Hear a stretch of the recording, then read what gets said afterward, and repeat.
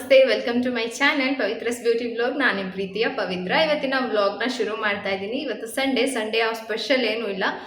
ಎಲ್ಲರೂ non veg ಏನಾದರೂ ಮಾಡ್ತಾ ಇರ್ತೀರಾ, ಬಟ್ ನಾವು ಇವತ್ತು ಆಗ್ಲಕಾಯಿ ಪಲ್ಯ ಅಕ್ಕಿ ರೊಟ್ಟಿ ಮಾಡ್ತಾ ಇದ್ದೆ. ಎಲ್ಲ ಕೆಲಸ ಆಯಿತು. ಪ್ರೀತಮ್ ಸ್ವಲ್ಪ ಬಟ್ಟೆ ಇತ್ತು, ಅದನ್ನೆಲ್ಲ ವಾಶ್ಗೆಲ್ಲ ಹಾಕಿದ್ದೀನಿ. ಆಮೇಲೆ ಟಿಫನ್ ಆದಮೇಲೆ ವಾಶ್ ಮಾಡ್ತೀನಿ. ಇನ್ನೇನು ನಾಷ್ಟಕ್ಕೆ ಮಾಡೋಕ್ಕೆ ಹೋಗಬೇಕು ಅಷ್ಟರಲ್ಲಿ ನಮ್ಮ ಪ್ರೀತಮ್ ಎದ್ಬಿಟ್ಟು ಅಲ್ಲೇ ಮಲಗಿದೆ ನೋಡಿ. ಸೊ ಹಾಗೆ ಮಾಡಿದ್ದೀನಿ. ಎಲ್ಲ ಈರುಳ್ಳಿ ಕಟ್ ಮಾಡೋದು ಎಲ್ಲ ಆಗಿದೆ. ಒಗ್ಗರಣೆ ಹಾಕ್ಬಿಟ್ರೆ ರೆಡಿ ಆಯಿತು. ಸೊ ಇಲ್ಲಾಂದರೆ ಫಿಶ್ ಟ್ಯಾಂಕ್ ಮುಂದೆ ಆ ಸ್ಟ್ರೋಲರಲ್ಲಿ ಕೂರಿಸಿದ್ರೆ ನೋಡ್ಕೊಂಡಿರ್ತಾನೆ ಒಂದು ಸ್ವಲ್ಪ ಹೊತ್ತು. ಇವಾಗ ನಾನು ಬ್ರೇಕ್ಫಾಸ್ಟ್ ಇವತ್ತು ಅದೇ. ಮನೆ ಕರ್ಟನ್ಸ್ ಎಲ್ಲ ಸೊ ಮನೇಲಿ ಕರ್ಟನ್ಸ್ ಎಲ್ಲ ತೆಗ್ದಿರೋದಕ್ಕೆ ಇಡೀ ಮನೆಯೇ ಒಂಥರ ಖಾಲಿ ಅನಿಸ್ತಾ ಇದೆ. ಅಷ್ಟು ಚೆನ್ನಾಗಿ ಕಾಣಿಸ್ತಾನೆ ಇಲ್ಲ. ಆಗ್ಲಕಾಯಿ ಪಲ್ಯ ಮಾಡೋದಕ್ಕೆ ಆಗ್ಲಕಾಯಿನ ಸಪ್ಪೆ ಬೇಯಿಸ್ಕೋಬೇಕು. ಅದಕ್ಕೆ ನಾನು ಆಗ್ಲಕಾಯಿ ಸಪ್ಪೆ ಬೇಯಿಸಿಟ್ಟಿದ್ದೀನಿ. ಸೊ ಇವತ್ತು ಮಾರ್ನಿಂಗ್ ಟಾನಿಕ್ಕೆ ತೊಗೊಂಡಿಲ್ಲ ನಾನು, ಅಂತಂದರೆ ಟೀ ತೊಗೊಂಡಿಲ್ಲ. ಸೊ ಟೀ ಕುಡಿದ್ಬಿಟ್ಟು ಬ್ಲಾಗ್ನ ಶುರು ಮಾಡೋಣ. ಹಾಗೆ ಇನ್ನೊಂದು, ಟೀ ಕುಡಿತಿದ್ದೀರಾ, ಟೀ ಒಳ್ಳೇದಲ್ಲ ಮತ್ತು ಅದನ್ನು ನೀವು ಮಿಸ್ಗೈಡ್ ಮಾಡ್ತಿಲ್ವಾ ನಿಮ್ಮ ವ್ಯೂವರ್ಸ್ಗೆ ಅಂತ ಮತ್ತೆ ಕಮೆಂಟ್ಸ್ ಹಾಕಬೇಡಿ. ಇದು ನನ್ನ ಲೈಫು. ನಾನು ಟೀ ಕುಡಿಯೋದು ನೀವು ಕುಡಿಲೇಬೇಕು ಅಂತ ಹೇಳೋದಲ್ಲ. ಒಳ್ಳೇದಿದ್ರೆ ಹೇಳ್ತೀನಿ. ನಿಜವಾಗ್ಲೂ ಅದರಿಂದ ಏನೋ ಒಂದು ಒಳ್ಳೆ ಬೆನಿಫಿಟ್ ಇದೆ ಅಂತ ನನಗೆ ಗೊತ್ತಾಯಿತು ಅಂತಂದರೆ ಅದನ್ನ ಫಾಲೋ ಮಾಡ್ತೀನಿ ಅಂತ ಮಾತ್ರ ನಾನು ನಿಮ್ಮ ಜೊತೆ ಶೇರ್ ಮಾಡ್ಕೊತೀನಿ. ಇಲ್ಲ ಅಂತಂದರೆ ಏನು ಹೇಳೋದಕ್ಕೆ ಹೋಗೋದಿಲ್ಲ. ಸೊ ಬನ್ನಿ ಬ್ಲಾಗ್ನ ಶುರು ಮಾಡೋಣ. ಇಲ್ಲಿ ನಾನು ಆಗ್ಲಕಾಯಿ ಪಲ್ಯ ಹೇಗೆ ಮಾಡೋದು ಅಂತ ತೋರಿಸ್ತಾ ಇದ್ದೆ. ಆಗ್ಲಕಾಯಿನ ಸಪ್ಪೆ ಬೇಯಿಸ್ಕೊಂಡಿದ್ದೀನಿ, ಉಪ್ಪು ಹಾಕಿಲ್ಲ. ಹಂಗೆ ಒಂದು ವಿಜಿಲ್ ಬಂದರೆ ಸಾಕು. ಸ್ವಲ್ಪ ಹುಣಸೆ ಹಣ್ಣೆನ ಹಾಕ್ಕೊಂಡಿದ್ದೀನಿ, ಈರುಳ್ಳಿ, ಹಸಿರು ಮೆಣಸಿನ್ಕಾಯಿ, ತೆಂಗಿನಕಾಯಿ ತುರಿ. ಇದಕ್ಕೆ ಒಗ್ಗರಣೆ ಹಾಕೋಣ. ಆಗ್ಲಕಾಯಿ ಪಲ್ಯ ತುಂಬ ಡಿಫ್ರೆಂಟಾಗೆಲ್ಲ ಮಾಡ್ತಾರೆ. ಇದು ನಾನು ಅಮ್ಮ ಹೇಗೆ ಹೇಳ್ಕೊಟ್ಟಿದ್ರು ಆ ಥರ ತೋರಿಸ್ತಾ ಇದ್ದೀನಿ. ಸ್ವಲ್ಪ ಎಣ್ಣೆ ಹಾಕ್ಬಿಟ್ಟು ಅದಕ್ಕೆ ಸಾಸಿವೆ, ಈರುಳ್ಳಿ ಮತ್ತು ಹಸಿರು ಮೆಣಸಿನ್ಕಾಯಿ, ಸ್ವಲ್ಪ ಖಾರಕ್ಕೆ ಜಾಸ್ತಿ ಹಾಕಿಲ್ಲ, ಯಾಕೆಂದರೆ ನಾನು ಮಸಾಲೆ ಪುಡಿ ಹಾಕುತ್ತಾ ಇದ್ದೀನಲ್ವ, ಹಾಗಾಗಿ ಖಾರ ಬ್ಯಾಲೆನ್ಸ್ ಆಗುತ್ತೆ. ಅದಕ್ಕೆ ಸ್ವಲ್ಪ ನಾನು ಉಪ್ಪು ಹಾಕ್ಕೊಂಡು ಬೇಯಿಸಿಟ್ಟಿದ್ನಲ್ಲ ಆಗ್ಲಕಾಯಿನ ಚೆನ್ನಾಗಿ ನೀರನ್ನೆಲ್ಲ ತೆಗೆದುಬಿಟ್ಟು ಹಿಂಡಿ ತೆಗೆದುಬಿಡಬೇಕು, ಇಲ್ಲಾಂದರೆ ಕಹಿ ಹೊಡೆಯುತ್ತೆ ಅಷ್ಟೇ. ಅದಕ್ಕೆ ಸ್ವಲ್ಪ ಮಸಾಲೆ ಪುಡಿ, ತೆಂಗಿನಕಾಯಿ ತುರಿ, ಹಾಗೆ ನೆನೆಸಿಟ್ಟಿದ್ದಂಥ ಹುಣಸೆ ಹಣ್ಣಿನ ರಸ ಇಷ್ಟನ್ನು ಹಾಕೋತಾ ಇದ್ದೀನಿ. ಹುಣಸೆ ಹಣ್ಣಿನ ರಸ ಹಾಕೋದ್ರಿಂದ ಕಹಿ ಬರಲ್ಲ. ಸೊ ಇಷ್ಟೇ. ಅದನ್ನು ಚೆನ್ನಾಗಿ ಮಿಕ್ಸ್ ಮಾಡ್ಕೊಳ್ಳಿ. ಕೊತ್ತಂಬರಿ ಸೊಪ್ಪು, ಕರ್ಬೇವಿನ ಸೊಪ್ಪು ಬೇಕಾದರೆ ಯೂಸ್ ಮಾಡ್ಕೋಬೋದು.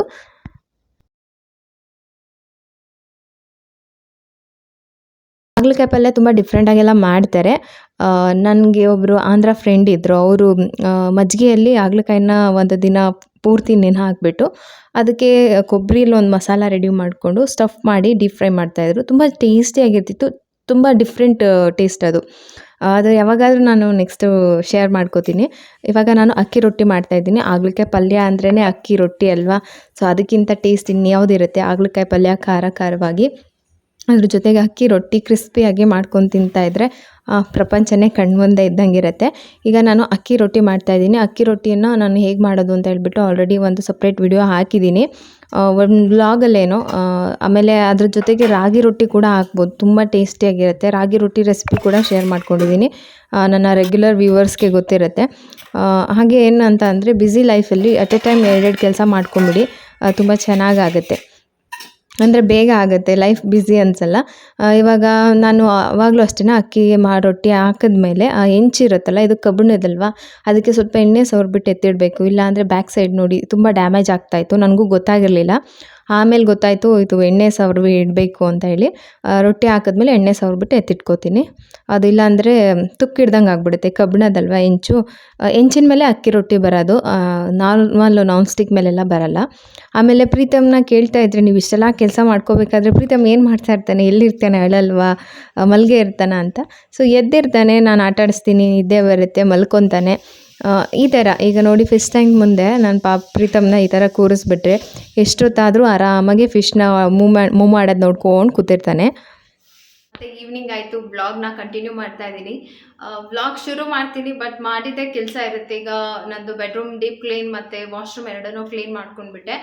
ಈ ಥರ ಕೆಲಸ ನಡೀತಾ ಇರುತ್ತೆ. ಮಧ್ಯೆ ಅದನ್ನೆಲ್ಲ ನಾನು ವ್ಲಾಗಲ್ಲಿ ಜಾಯಿನ್ ಮಾಡೋಕ್ಕೆ ಹೋಗಲ್ಲ. ಬಿಕಾಸ್ ಯಾವಾಗಲೂ ಕ್ಲೀನ್ ಮಾಡ್ತಾ ಇರ್ತೀರ, ಅದನ್ನೇ ತೋರಿಸ್ತಾ ಇರ್ತೀರ ಅನ್ನೋ ಥರ ಆಗಿಬಿಡುತ್ತೆ. ಡಿಮಾರ್ಟ್ಗೆ ಹೋಗಬೇಕಿತ್ತು. 3 ಡೇಸಿಂದ ಟ್ರೈ ಮಾಡ್ತಾ ಇದ್ದೀನಿ. ಡಿಮಾರ್ಟ್ಗೆ ಹೋಗಬೇಕು, ಸ್ವಲ್ಪ ಕರ್ಟನ್ಸ್ ಚೇಂಜ್ ಮಾಡೋಣ ಅಂತ ಅಂದ್ಕೊಂಡೆ. ಆಗಲೇ ಇಲ್ಲ, ಹೋಗೋಕ್ಕೆ ಆಗ್ತಿಲ್ಲ. ಈವ್ನಿಂಗ್ ಆದರೆ ಮಳೆ ಬರೋದಕ್ಕೆ ಸ್ಟಾರ್ಟ್ ಆಗ್ತಾ ಇದೆ. ಮಧ್ಯಾಹ್ನದಿಂದನೇ ಇವತ್ತು ಮಳೆನೇ. ಇವತ್ತು ಹೊರಟಿದ್ವಿ ಆ್ಯಕ್ಚುಲಿ ಶಾಪಿಂಗಿಗೆ, ಹೋಯ್ತು, ಕ್ಯಾನ್ಸಲ್ ಆಯಿತು. 1 ಗಂಟೆಯಿಂದ ಸ್ಟಾರ್ಟ್ ಆಯಿತು ಮಳೆ. ಈ ಮಳೆಯಿಂದ ಎಲ್ಲೂ ಹೋಗೋಕೆ ಆಗ್ತಾ ಇಲ್ಲ. ಮಗು ಬೇರೆ ಇರೋದ್ರಿಂದ ಸ್ವಲ್ಪ ಹೊರಗಡೆ ಹೋಗೋಕ್ಕೆ ಆಗ್ತಾನೆ ಇಲ್ಲ.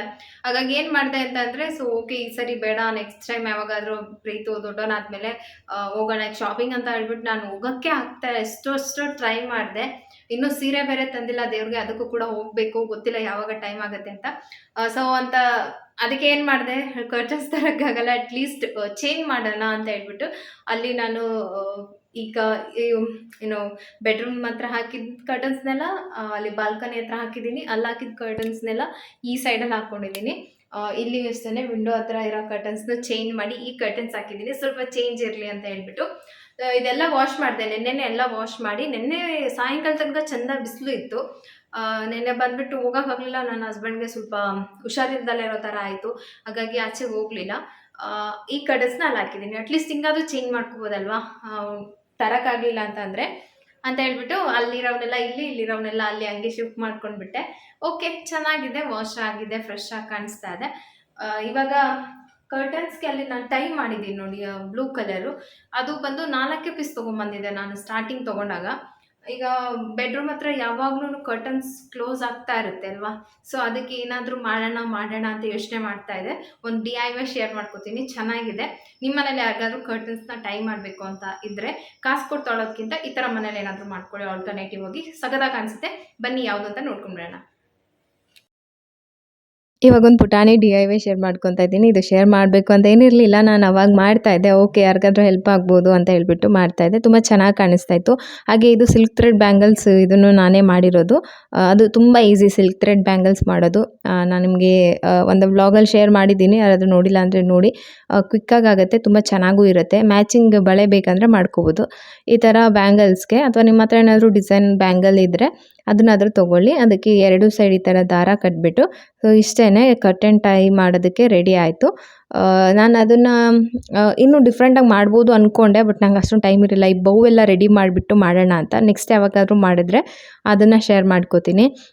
ಈಗ ಬೌ ಬರುತ್ತೆ ನೋಡಿ, ಈಗ ಬ್ಲೌಸ್ಗೆಲ್ಲ ಡಿಸೈನ್ ಮಾಡ್ತಾರೆ, ಬಟರ್ಫ್ಲೈ ಥರ ಕಾಣಿಸುತ್ತೆ. ಆ ಬೌದು ನಾನು ಒಂದು ಹೇರ್ ಕ್ಲಿಪ್ಪನ್ನು ಕೂಡ DIY ಶೇರ್ ಮಾಡಿದ್ದೆ. ಅದು ತುಂಬ ಚೆನ್ನಾಗಿರುತ್ತೆ. ಸೇಮ್ ಅದೇ ಥರ ಕರ್ಟನ್ಸ್ಗೆ ಮ್ಯಾಚಿಂಗ್ ಬಟ್ಟೆ ಎಲ್ಲ ಬೇಕಾಗುತ್ತೆ ಅದಕ್ಕೆ. ಸೊ ಹಾಗಾಗಿ ಅದು ಇವಾಗ ಬೇಡ, ನೆಕ್ಸ್ಟ್ ಟೈಮ್ ಯಾವಾಗಾದರೂ ಯೂಸ್ ಮಾಡೋಣ. ಮಿಷಿನ್ ಎಲ್ಲ ಯೂಸ್ ಮಾಡಬೇಕಾಗತ್ತೆ. ಹಾಗಾಗಿ ಈ ಥರ ಟೈ ಮಾಡಿದ್ರೆ ತುಂಬ ಚೆನ್ನಾಗೂ ಕಾಣಿಸುತ್ತೆ. ಕಾಸು ಕೊಟ್ಬಿಟ್ಟು ಅದನ್ನು ಟೈ ಮಾಡೋದಕ್ಕೆ ಇನ್ನೊಂದೇನೋ ತರೋ ಅಂಥ ಅವಶ್ಯಕತೆ ಇರೋದಿಲ್ಲ.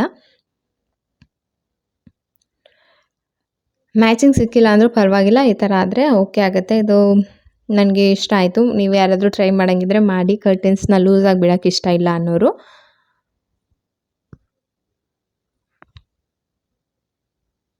ಸೊ ಎಲ್ಲ ಆಲ್ಮೋಸ್ಟ್ ಎಲ್ಲ ಕ್ಲೀನ್ ಆಗಿದೆ. ಫಿಶ್ ಟ್ಯಾಂಕ್ ಒಂದು ಬಾಕಿ ಇತ್ತು, ಅದು ಯಾಕೆ ಪೆಂಡಿಂಗ್ ಇತ್ತು ಅಂತಂದರೆ, ಸೊ ಇದು ಪಂಪು ಫಿಶ್ ಟ್ಯಾಂಕಲ್ಲಿರೋ ನೀರನ್ನು ತೆಗೆಯೋದಕ್ಕೆ. ಅದು ತೆಗೆಯೋದು ತುಂಬ ಕಷ್ಟ, ಜಾಸ್ತಿ ನೀರಿತ್ತು. ಒಂದು ಸರಿ ಟ್ರೈ ಮಾಡಿದೆ ತೆಗೆಯೋಣ ಅಂತ, ಅಲ್ಲಿಗೆ ನೋಡಿ ಖಾಲಿದೆ ಅರ್ಧ. ಸೊ ಅಲ್ಲಿಗೆ ತೆಗೆದ್ಬಿಟ್ಟು ಸುಮ್ಮನೆ ಅದೇ ಆಗಲಿಲ್ಲ ತೆಗೆಯೋದಕ್ಕೆ. ಅದಕ್ಕೆ ಇವಾಗ ಈ ಪಂಪನ್ನು ತರಿಸಿದ್ದೀನಿ. ನೀರೆಲ್ಲ ತೆಗೆದ್ಬಿಟ್ಟು ಫಿಶ್ ಟ್ಯಾಂಕ್ ಒಂದು ಕ್ಲೀನ್ ಮಾಡ್ಕೋತೀನಿ. ಹಾಗೆ ಮತ್ತೆ ಕ್ಲೀನಿಂಗ್ ಬಂದ್ರಲ್ಲಪ್ಪ ಇವರು ಅಂತ ಅಂದ್ಕೋಬೇಡಿ. ಜಸ್ಟ್ ಇದೊಂದು ಇನ್ಫಾರ್ಮೇಷನ್ ಅಂತ. ಇದು ಪಂಪು ನಮಗೆ ಫಿಶ್ ಟ್ಯಾಂಕಲ್ಲಿ ನೀರನ್ನು ಜಾಸ್ತಿ ಅಂದರೆ ಇದೊಂದು 5 ಬಕೆಟ್ ನೀರು ಹಿಡಿಯುತ್ತೆ. ಸೊ ಹಾಗಾಗಿ ಅದು ತೆಗಿಯೋದು ತುಂಬ ಕಷ್ಟ. ಆಮೇಲೆ ಅದು ಕೆಳಗಡೆ ಗಲೀಜೆಲ್ಲ ಇರುತ್ತಲ್ಲ, ಅದನ್ನು ಕೂಡ ತೆಗಿಯೋಕ್ಕಾಗಲ್ಲ. ಈ ಪಂಪ್ ಬಂದುಬಿಟ್ಟು ಆಲ್ಮೋಸ್ಟ್ ಎಲ್ಲ ಕ್ಲೀನ್ ಮಾಡಿಬಿಡುತ್ತೆ. ಫುಲ್ ಫೈನಲ್ ತಳದವರೆಗೂ ಫಿಶ್ ಏನು ಗಲೀಜೆಲ್ಲ ಆಗಿರುತ್ತಲ್ಲ ಅದೆಲ್ಲ ಕ್ಲೀನ್ ಮಾಡುತ್ತೆ. ಯಾರಾದರೂ ಫಿಶ್ ಟ್ಯಾಂಕ್ ಇಟ್ಟಿರೋರು ಇದ್ದರೆ ಈ ಥರ ಪಂಪನ್ನು ತೊಗೊಳ್ಳಿ, ನೀರು ತೆಗೆಯೋದು ಈಸಿ. ಅದಾದಮೇಲೆ ನಾನು ಚೆನ್ನಾಗಿ ವಾಶ್ ಮಾಡ್ಕೋತಾ ಇದ್ದೀನಿ. ಆಮೇಲೆ ಇನ್ನೊಂದು ಏನಂತಂದರೆ, ಫಿಶ್ಶು ತುಂಬ ದಿನ ಇರಬೇಕು ಫಿಶ್ ಟ್ಯಾಂಕಲ್ಲಿ ಅಂತ ಅಂದರೆ, ನಮಗೆ ಹೇಳಿದ್ದವರು ಫಿಶ್ ಟ್ಯಾಂಕಲ್ಲಿ ನೀರು ಚೇಂಜ್ ಮಾಡಿದ್ಮೇಲೆ ಒಂದು 3 ಟೇಬಲ್ ಸ್ಪೂನಷ್ಟು ನೀರಿನ ಕ್ವಾಂಟಿಟಿ, ಅಂದರೆ ಟ್ಯಾಂಕ್ ಹಿಂಗಿರುತ್ತೋ ಹಾಗೆ ಚಿಕ್ಕದಾದರೆ ಕಡಿಮೆ ಹಾಕಿ, ಒಂದು 3 ಟೇಬಲ್ ಸ್ಪೂನಷ್ಟು ಪುಡಿ ಉಪ್ಪನ್ನು ಹಾಕಬೇಕಾಗುತ್ತೆ, ಇಲ್ಲಾಂದರೆ ಫಿಶ್ ಇರೋದಿಲ್ಲ. ಆಮೇಲೆ ಬೋರ್ವೆಲ್ ನೀರಾದರೆ ಇರುತ್ತೆ, ಫಿಲ್ಟ್ರ್ ವಾಟರ್ ಎಲ್ಲ ಹಾಕೋದು ಬೇಡ ಅಂತ ಹೇಳಿದರು.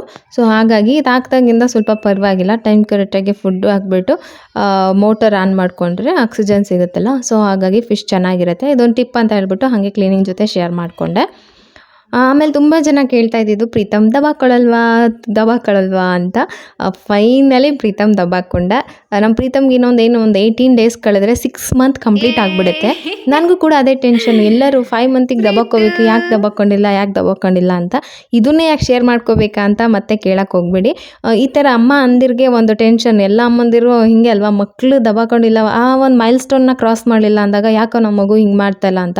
ಸೊ ಅವ್ನಿಗೆ ಹೆಡ್ ಕಂಟ್ರೋಲ್ ಬಂದಿದ್ದು ಲೇಟು, ಅವ್ನು ದಬಾಕೊಂಡಿದ್ದು ಲೇಟು.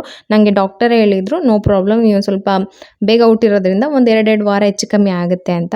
ಸೊ ತಾಯಂದಿರು ಅಂದಮೇಲೆ ಸ್ವಲ್ಪ ಭಯ ಇರುತ್ತೆ, ಅಷ್ಟೊಂದು ಬೇಡ. ಜಸ್ಟ್ ಪ್ರೀತಮ್ಗೆ ರಾಗಿ ಸರಿ ಆಯಿತು. ನಾನು ಕಂಪ್ಲೀಟ್ ರಾಗಿ ಸರಿ ರೆಸಿಪಿಯನ್ನು ತೋರಿಸ್ತೀನಿ. ನಮ್ಮ ಪ್ರೀತಮ್ಗೆ ಇವಾಗ ತಾನೇ ಫುಡ್ ಇಂಟ್ರೊಡ್ಯೂಸ್ ಮಾಡ್ತಾ ಇದ್ದೀನಿ, ಅಂದರೆ ಬೇರೆ ಬೇರೆ ಕ್ಯಾರೆಟ್ ಪ್ಯೂರಿ ಎಲ್ಲ ಕೊಡ್ತಾ ಇದ್ದೀನಿ. ಅದ್ರ ಬಗ್ಗೆ ನಾನು ನೆಕ್ಸ್ಟು ಕಂಪ್ಲೀಟಾಗಿ ಪ್ರೀತಮ್ದು ಫುಡ್ ರೊಟ್ಟಿನ ವಿಡಿಯೋ ಮಾಡ್ತೀನಿ, ಆವಾಗ ಹೇಳ್ತೀನಿ. ನನಗೆ ಮಾಡಬಾರ್ದು, ಅವ್ನಿಗೆ ಫುಡ್ ಏನು ಕೊಡ್ತೀನಿ ಹೇಳ್ಬಾರ್ದು, ಆ ಥರ ಏನೂ ಇಲ್ಲ. ನನಗೆ ಟೈಮ್ ಆಗ್ತಾಯಿಲ್ಲ. ಈಗ ನೋಡಿ, ಈಗ ತಾನೇ ವರಮಹಾಲಕ್ಷ್ಮಿ ಹಬ್ಬ ಬಂತು, ಸೊ ಅದಕ್ಕೆ ತುಂಬ ಕೆಲಸ ಆಗ್ತಾಯಿದೆ. ನನಗೆ ಡೈಲಿ ವ್ಲಾಗ್ಸ್ ಕೂಡ ಹಾಕೋದಕ್ಕಾಗ್ತಾಯಿಲ್ಲ. ತೋರಿಸ್ಬಾರ್ದು ಅಂತ ಯಾವುದೇ ರೀತಿಯ ಇದು ಇಲ್ಲ ನನಗೆ. ನಾನು ಏನು ಕೊಡ್ತೀನಿ ಅದನ್ನು ತೋರಿಸ್ತೀನಿ. ಯಾಕೆ ಅಂತಂದರೆ ಇವಾಗ 5 ಮಂತ್ ಇತ್ತಲ್ಲ ನಮ್ಮ ಪ್ರೀತಮ್ಗೆ.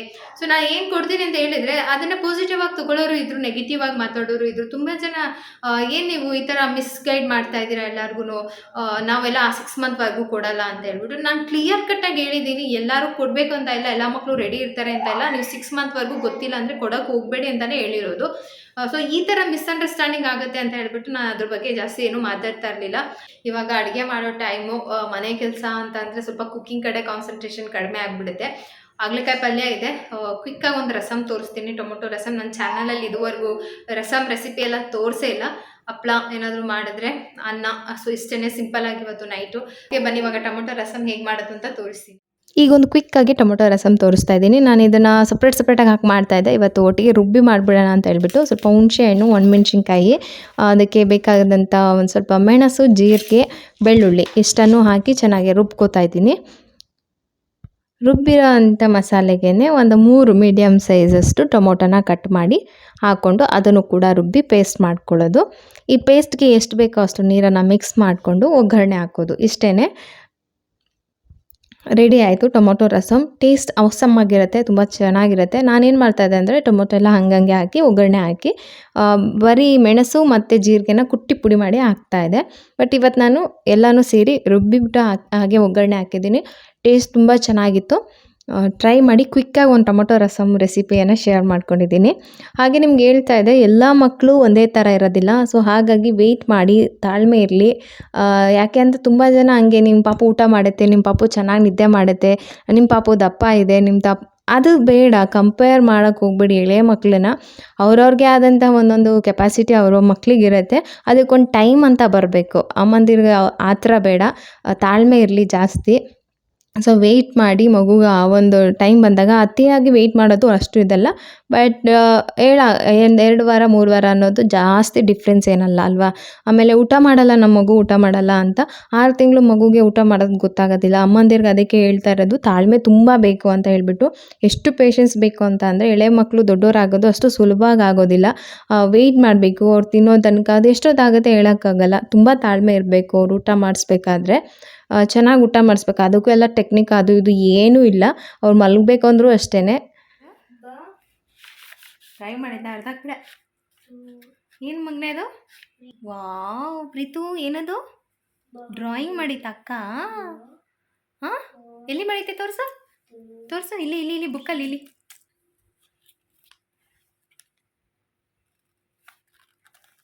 ಅರ್ಧ ಕೂಡ ಬೈತಾರ ಅಕ್ಕ.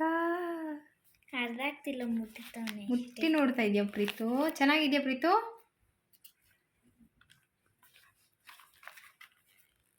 ಹಿಂಗೆ ಮಾಡೋದು ಅರ್ಧ ಆಗ್ಬಿಡ್ತು. ಏನಾಗಲ್ಲ, ಹಿಂಗೆ ಮಾಡಬೇಕು ಪ್ರೀತು. ಮಾಡಬಾರ್ದು ನೋಡಿ, ಹಿಂಗೆ ಮಾಡಬೇಕು ಅಂತಂದ್ರು. ಸ್ಪ್ರಿಂಗ್ ಆಗುತ್ತಂತೆ, ಹಿಂಗೆ ಮುಚ್ಚಿದಾಗ ಹಿಂಗೆ ತೆಗಿಯೋದು.